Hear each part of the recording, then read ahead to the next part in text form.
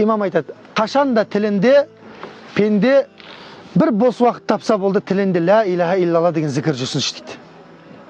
Енді бұл патолог енді. Бүкіл зікірдің жаңа пайғамбарымыз саллаллаху алейхи ең абзал зікір, Алланың құзырындағы ең құрметті сөз бұл қай сөз?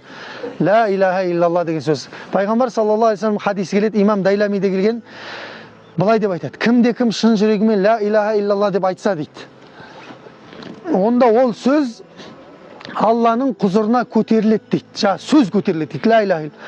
Сөйтіп ол тітіркенеді дейді. Сонда Алла тағала жаңа әлгі сөзге айтады екен, не себепті сен тебіреніп тұрсың деп айтады дейді. Не себепті сен тітіркеніп тұрсың? Ля илаха иллалла деген сөзге айтып жатыр Алла тағала. Сонда жаңағы сөз айтады дейді, Раббым, қалайша тынышталам мен дейді, мені айтқан пендеңді әлі кешірген жоқсың деп айтады дейді.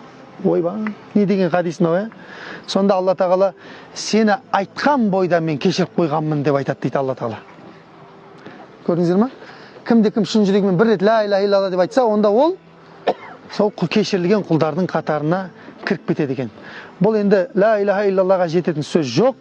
Оған арнаулы қаншама хадистер бар. Қиямет күні пенде Алланың алдына келген кезде